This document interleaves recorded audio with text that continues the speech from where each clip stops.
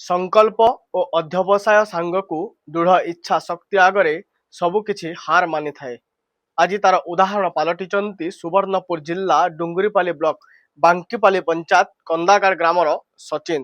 ସେ ଚଳିତ ବର୍ଷ ନିଟ୍ ପରୀକ୍ଷାରେ 560 ମାର୍କ ରଖି ସେ କୃତକାର୍ଯ୍ୟ ହୋଇଛନ୍ତି। ଆଉ ସେ ହେଉଛନ୍ତି ଜଣେ ମେଣ୍ଢା ଚରାଲି ପରିବାରର ପୁଅ।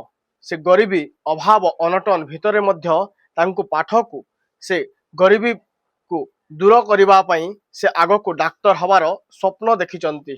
ଆମେ ଟିକେ ଆଲୋଚନା କରିବା। ଆମେ ତାଙ୍କ ପରିବାରରେ ରହିଛୁ। ଆମ ସାଙ୍ଗରେ ସଚିନ ରହିଛନ୍ତି। ଆପଣ କେମିତି ପରିଶ୍ରମ ରହିଥାଏ?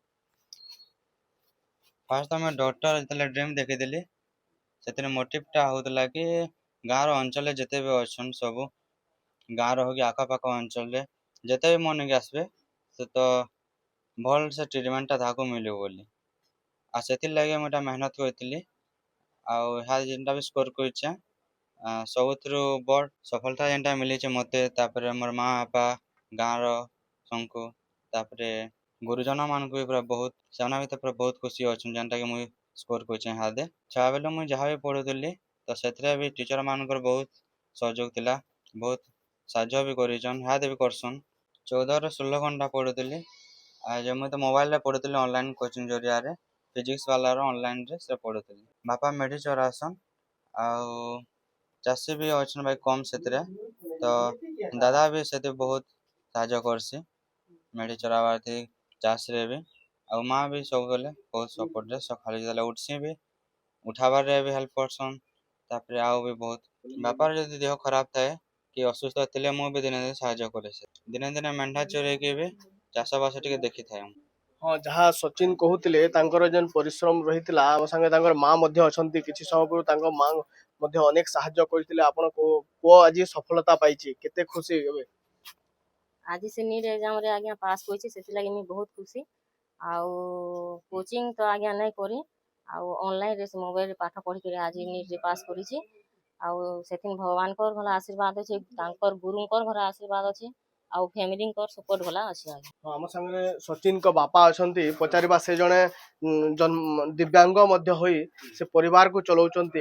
ଦେଖୁଛୁ ଆମେ ଆପଣ ଜଣେ ଦିବ୍ୟାଙ୍ଗ, ତା ସାଙ୍ଗକୁ ପୁଣି ଆପଣ ମେଣ୍ଢା ଚରାଇ ପରିବାର ପ୍ରତିପୋଷଣ କରିବା ସାଙ୍ଗକୁ ଆପଣଙ୍କର ପୁଅର ଭବିଷ୍ୟତ ଦେଖିଥିଲେ।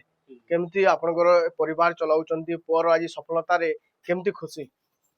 हम काँ करबा बहुत खुशी आई आज मेरा बुढ़ी चोरे कि ताके पढ़ापढ़ी करिछु आरो बहुत खुशी हेले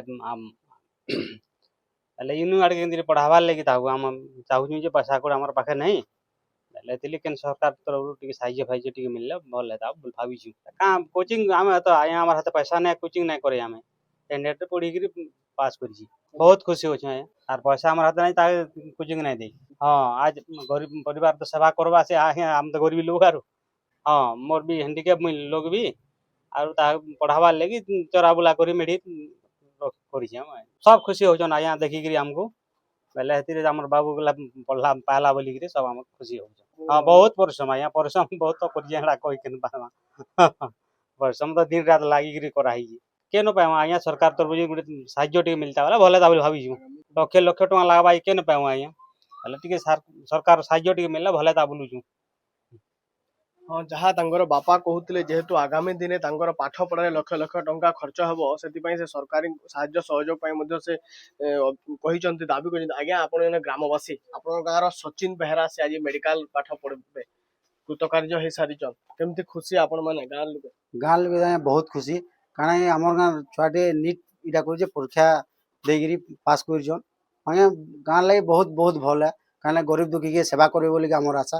କିନ୍ତୁ ତାଙ୍କର ପାଠ ପଢ଼ାର ଲାଗି ତାଙ୍କର ଆର୍ଥିକ ସହାୟତା ନାଇଁନ, କିନ୍ତୁ ଇଟା ନାଇଁନ ବୋଲେ କେନ୍ତିକିରି ପାଠ ପଢ଼ାମୁ ବୋଲିକି ତାଙ୍କର ବି ମୁଣ୍ଡେ ଇଟା ଚିନ୍ତା ଅଛି।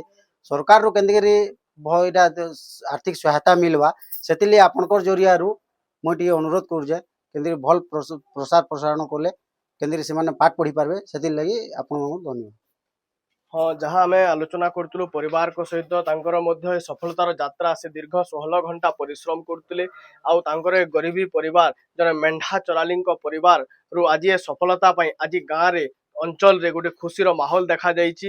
କିନ୍ତୁ ଆଗକୁ ଯେହେତୁ ଡାକ୍ତରୀ ପଢ଼ିବା ପାଇଁ ଲକ୍ଷ ଲକ୍ଷ ଟଙ୍କା ଦରକାର ପଡ଼ିଥାଏ, ତେଣୁ ତାଙ୍କ ପରିବାର ଲୋକେ ସରକାରୀ ସାହାଯ୍ୟ ପାଇଁ ସେମାନେ ସରକାରଙ୍କୁ ମଧ୍ୟ ଅନୁରୋଧ କରିଛନ୍ତି। ଆଉ ସତରେ ଏ ନିଷ୍ଠା ଓ ପରିଶ୍ରମ ଆଗରେ ଆଜି ଏ ସଚିନଙ୍କ ଗରିବୀ ପରିବାର ଆଗରେ ସବୁକିଛି ହାର ମାନିଥିବା ସେ ଉଦାହରଣ ପାଲଟିଛନ୍ତି।